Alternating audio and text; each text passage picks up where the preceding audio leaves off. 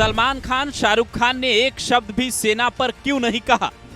कमाई का ख्याल या फिर कोई और कहानी? हिटमैन ने तो लंका लगा दी। देश के सुपरस्टार शाहरुख खान का एक पोस्ट देखिए, एकदम सन्नाटा छाया है। 22 तारीख की पहलगाम घटना का जिक्र तो है, लेकिन 7 मई को सेना की ओर से चलाए गए ऑपरेशन सिंदूर का जिक्र तक नहीं है। ये है सलमान खान का एक सैंडल। 22 तारीख की पहलगाम घटना पर एक पोस्ट इनका आता है, लेकिन 7 मई को सेना जब अपना पराक्रम दिखाती है तो कोई पोस्ट अपडेट नहीं करते। हालांकि आमिर खान देश की सेना के साथ खड़े नजर आते हैं। आमिर खान ने सेना के पराक्रम की तारीफ की, जिस पर उन्हें कई पाकिस्तानी ऐसा न करने की सलाह भी देते हैं। बॉलीवुड न मुर्शिदाबाद पर बोलता है, ना ही बांग्लादेश पर मुंह खोलता है। बॉलीवुड में काम करने वाले देश के हीरो हैं, लेकिन पर्दे पर ही लगता है उनकी देशभक्ति दिखती है। असल में जब असली हीरो यानी देश की सेना ऑपरेशन सिंदूर चलाती है तो बॉलीवुड का एक हिस्सा न तारीफ करता है न ही कुछ करता है। अमिताभ बच्चन की स्थिति देखिए, उनकी देश कितनी इज्जत करता है। उन्होंने सेना पर कई फिल्में भी बनाई, लेकिन जब बात देशभक्ति की होती है तो वो क्या क्या लिखते हैं जरा देखिए। 23 अप्रैल से लेकर 9 मई तक अमिताभ बच्चन कई पोस्ट करते हैं,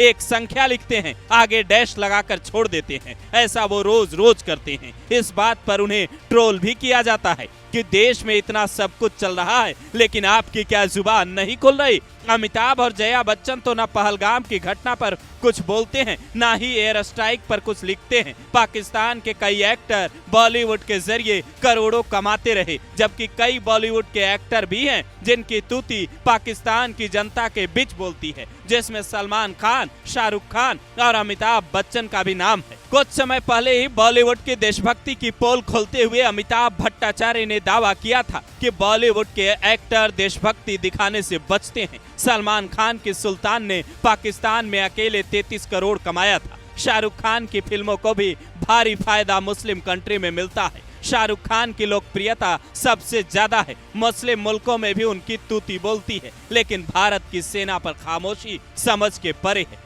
योगी आदित्यनाथ का एक पुराना बयान वायरल हो रहा है, जिसमें वो शाहरुख खान को लेकर कुछ कहते हैं। हालांकि ये वीडियो करीब 10 साल पुराना है। बखूबी जाएं लोग, हम भी इसका स्वागत करेंगे कि ये लोग जाएं। कम से कम भारत को बदनाम करने वाले लोग अपनी वास्तविकता और अपनी औकात को भी समझेंगे। एक बार जामा मस्जिद के इमाम ने पाकिस्तान जाकर के देखा था, जब कुत्तों की तरह उसको दुत्कारा गया था वहाँ से, तो उसी प्रकार से यही हाल इनको भी होंगे। आतंकी ऐसा कह रहा है? मैं कह रहा हूँ ना, चाहे ये लोग आतंकी भाषा ही यहाँ बोल रहे हैं।